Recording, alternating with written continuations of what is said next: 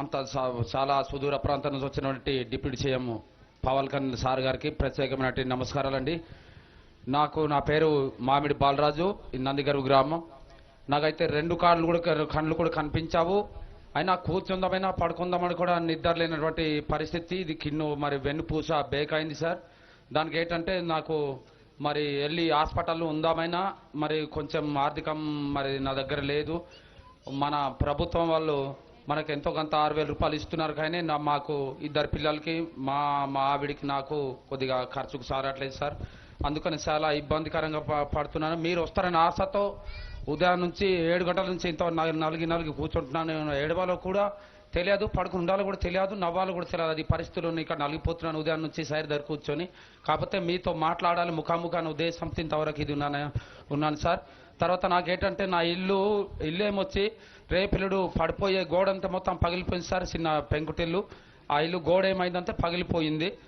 దయచేసి అది ఇప్పటికైనా సరే అది పరిశీలించి మరి గృహం మరి ఇల్లు నిర్మించి ఇస్తారని మరి ఆశిస్తున్నాం సార్. ఏంటంటే అది మీరు గ్రాంటింగ్ చేసి ఇచ్చినా కూడా నేను కట్టుకోలేని పరిస్థితి సార్. అలాగే అందుకని మీరే అది ఒక సొంత మరి గృహం నిర్మించి ఇస్తారని మరి కాలకాలానికి దినానికి మీ కుటుంబంలో నేను రుణపడి ఉంటాను సార్. మీకు ఇంకా ఏమిచ్చి రుణాన్ని తీర్చలేను. నాకు ఒక ఇలాంటి ఇప్పుడు ఇందాక చెప్పినట్టు ధర్మరాజు చెప్పినట్టు కొండల్లో లోయల్లో గుట్టాల్లో కూడా తాతలు నాకు ఇప్పుడు మరి 51 సంవత్సరం సార్ నాకు. అయినా నేను ఇంతవరకు కూడా ఏ ముఖ్యమంత్రి, ఎమ్మెల్యే, ఎంఆర్ఓ, ఎంపీలు కూడా ఇప్పుడు ఇక్కడ దాకా కూడా వచ్చింది లేదు. ఒక నిమిషం సార్, ఇల్లు గురించి అడిగారు. మనం ఖచ్చితంగా ఇల్లు కట్టించి ఇచ్చేస్తాం చెప్తాను. ఒకసారి మన గౌరవ మంత్రి గారు మాట్లాడతారు, మనోహర్ గారు కొన్ని అడుగుతారు, చెప్పండి సమాధానం. కాదు, మీకు ప్రభుత్వ పథకాలు ఏమైనా అందుతున్నాయా? ఇది పెన్షన్ కాకుండా? పెన్షన్ కాకుండా ఏమి లేదు సార్. అది రైతు భరోసా ఇప్పుడు పిఎం కిసాన్ ఉంది కదా సార్, అదేమో ముందు అమ్మగారు ఉంది సార్. అమ్మగారు అకౌంట్లో పడేది అది. ఆ తర్వాత ఏమొచ్చి తర్వాత మా ఆవిడ అకౌంట్ ఇస్తేమో మా ఆవిడలో ఏమంటుందంటే పోస్టర్లో ఇక్కడ మరి ఎలిజిబుల్ లిస్టులో ఆధార్ కార్డు కొట్టి చూస్తే పోస్టర్లో పడినట్టు ఉంది సార్. అక్కడ వెళ్ళి పోస్టర్లో కానీ ఎక్కడ కానీ నొక్కి చూసినా ఏమి చేసినా ఇక్కడ ఏమి లేదు సార్. నిన్న ఇచ్చిన విడతలో మీ పేరుందా లిస్ట్ లో?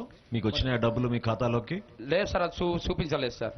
మొన్నసారి గత నెలలో వేశారు కదా సార్, అవి చూపిస్తే అవి ఏమి రావట్లేదు సార్. ఇంకేం పథకాలు మీకు ప్రభుత్వం నుంచి? ఇంకా నాకు ప్రభుత్వం నుంచి ఏమి లేదు సార్. అందుకని దయచేసి ప్రభుత్వం మన డిప్యూటీ సీఎం సార్కి కోరుకుంటున్నాను ఏంటంటే చిన్నది నాకేమైనా 35 కిలోల బియ్యం వస్తుందా? లేదు సార్. మీకు కార్డు లేదా? రైస్ కార్డు లేదా? కార్డు ఉంది సార్, 20 కేజీలు ఇస్తున్నారు సార్. 35 కిలోల బియ్యం మీకు ఇవ్వడం లేదా?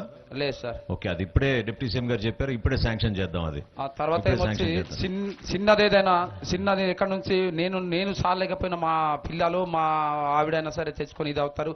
చిన్నది ఏమైనా మన ప్రభుత్వం నుంచి ఏమైనా కొంచెం సహకరిస్తే చిన్న ఇంత మారుమూల ప్రాంతంలో కూరగాయలు కానీ లేదంటే మిరపకాయలు ఏదో ఒకటి ఇలాంటి వ్యాపారం చేసుకొని దాని ద్వారా నా ఉపాధి కల్పిస్తారని ఆశిస్తూ. డిఆర్ డిపో ఉందా అక్కడ మీకు?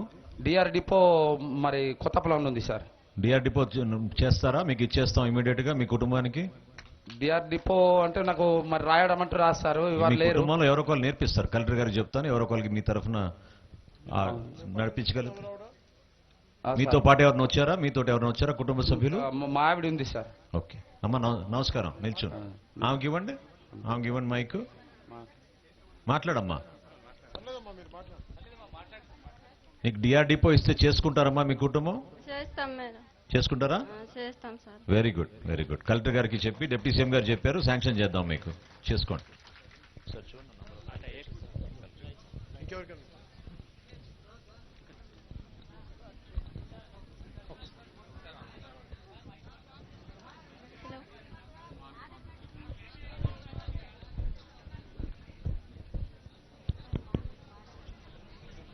हेलो सर, नमस्ते सर.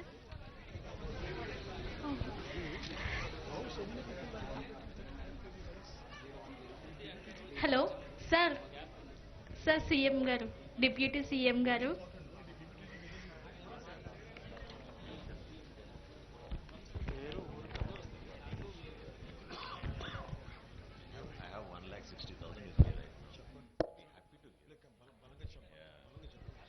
డిప్యూటీ సీఎం గారు ఇంతమంది అడుగుతున్నారు, ఇక్కడ పొరపాటు జరుగుతుంది. 35 కిలోల బియ్యం రాని వాళ్ళు పీవీటీజీలు ఎవరు ఉన్నారా మన దగ్గర ఇంకా మిగిలిన వాళ్ళు? ఓకే, అది ఖచ్చితంగా కొంచెం లోపం జరిగినట్టే అందులో. ఎందుకంటే 100% పీవీటీజీలు అందరికీ కూడా 35 కిలోల బియ్యం ఇద్దామని మా కూటమి ప్రభుత్వం, గౌరవ ముఖ్యమంత్రి గారు చంద్రబాబు నాయుడు గారు, గౌరవ ఉప ముఖ్యమంత్రి గారు పవన్ కళ్యాణ్ గారు నిర్ణయించారు. కాబట్టి మీ అందరికీ కూడా ఖచ్చితంగా వచ్చే నెల నుంచి మీకు 35 కిలోలు ఇచ్చేటట్టు ఇమీడియట్ గా చేస్తాం. ఆ 10 మంది దయచేసి ఎవరికైతే చేతులు లేపారో మీరు కొంచెం ఉండి, ఆర్డీఓ గారు ఉన్నారా ఇక్కడ, తహసీల్దార్ గారు కానీ ఆర్డీఓ గారు కానీ తీసుకోండి, మీరు పేర్లు తీసుకోండి, వాళ్ళవి తీసుకుని ఇమీడియట్ గా మీరు ప్రొసీడింగ్స్ పంపించండి కలెక్టర్ గారికి. ఆ 10 మంది ఎవరైతే చేతులు లేపారో 10 మంది వరకు మీరు ఇమీడియట్ గా ఇచ్చేసేయండి.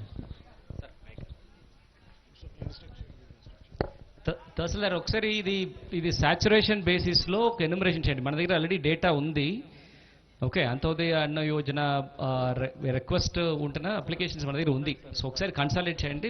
గౌరవ మంత్రి వారిని కూడా చెప్పిన వలన we will do a saturation basis లో will send a proposal sir. I'll do that sir, will be great help sir. Thank you sir. ఇందాక ఎవరో దారిలో వచ్చారు, వాళ్ళు ఎక్కడున్నారు? ఇందాక మీరమ్మా, మీరు తీసుకుని మీరు చెప్పండి.